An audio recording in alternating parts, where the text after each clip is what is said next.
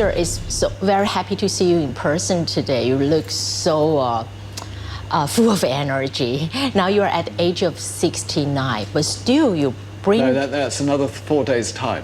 68. Oh, really? I'm very young today. I'm still 68. Want to wish you a happy birthday. Thank you very much.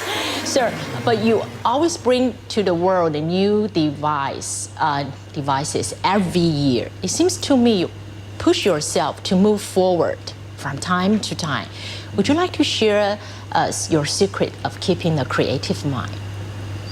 Well, work with young people, that helps. I get a shock when I go up and look in the mirror. But no, I think the point is, as an engineer for the last 40 years, I go into work every day and try to solve problems, try to solve technology problems, and try to solve product problems. And I find it so exciting. And I find it really exciting working with people who want to do the same thing. So I can't stop, it's like a disease, I can't stop doing it. And it gives me a huge amount of energy. So I really enjoy doing it. I think that's the secret in life, is to do something you really enjoy, even though it might be unfashionable and even though it might not make money. That's the most important thing to do, because then you'll be fulfilled, however successful you are, or however unsuccessful you are. So would you mind me asking a question? What makes you more satisfying to see the invention finally come out, or to see a perfect, beautiful revenue hands to you at the end of the year? What makes you more satisfying? The product. The product. You must think about the product, and that's why I ask all our new employees to build a product. Because if we build good products that have good technology, that perform better than other people's products, then we'll be successful. And if we're successful, we make money. But that's the final score at the end. The game is making better technology and making wonderful products that people want to buy. That's all that's important. The rest follows. That's the key and the philosophy of Sir Dyson's success. Absolutely.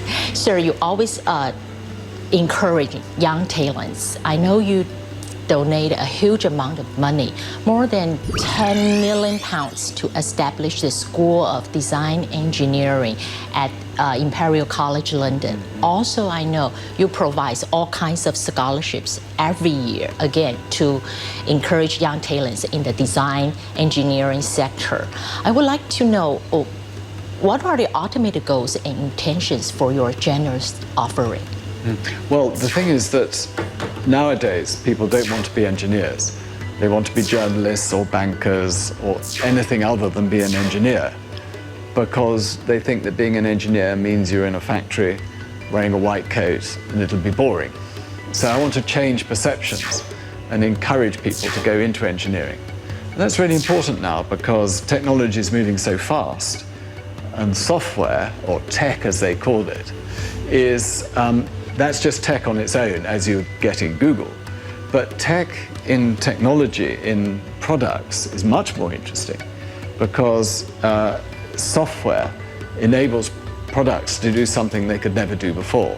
So I just want to encourage young people and show what an exciting career you can have making new products, and products that do things that have never been done before. So that's the aim of my foundation. Do you see this is the, especially in UK, that young people bear the mind that technology is not as cool as other industries, or it's an international phenomenon? It's an international phenomenon. I think it's true in almost every country, and particularly amongst young people.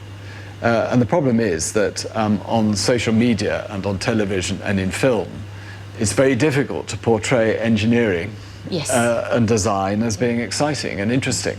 So naturally, people want to be like a film star, or like a television interviewer, or like a journalist, or like a banker who makes lots of money. Something that seems not very fundamental. Well, I wouldn't say that, because you do a very good job and perform a wonderful function. But it is important also that we have people who will go into industry and create wealth. This is all about wealth creation for the country, and to raise the standards of living. And if a country stops making things that it can export to the world, the country will become poor. So it's a really important part of society that we improve products and develop new technology. Sir, maybe that explains why maybe you also answered my next question. I'm reading your book and all the reference about you. I wonder why Sir Dyson would rather entitle himself as chief engineer rather than CEO in Dyson. Well, because the problem is that being a businessman is a bit of a dirty word in England, and I think in some countries it is. And anyway, I'm not a businessman. I'm a designer and an engineer, and there's no reason why a designer and an engineer can't run a business. But if I call myself a CEO, I get targeted with a rather boring person running a manufacturing business. Whereas actually, I'm someone who's creating products. So I want the world to see that a creative person can run a commercial organization, can run a manufacturing company, but not be called a CEO. Sir, now, last but not least, I would like to take this opportunity to ask your advice for those who have passion in the design engineering, especially for those who feel themselves lonely walking on the design road. What would be your advice for them? Well, to never give up and to understand you're in the world's greatest profession, the most satisfying profession. And actually, although it might not have paid very well in the past, it will be paid very well in the future because engineers will be the most valuable people in society. Thank you so much for sharing your precious time, this time in Tokyo, and your fruitful life stories with our audience. I wish all the best, all the lucks with you and the Dyson team. Well, make many, many more dreams come true for us, for the world. Oh, well, thank you very much, Georgina. Sir, I very much enjoyed Thank talking you. to you. Thank you very much. Thank you. Thank you.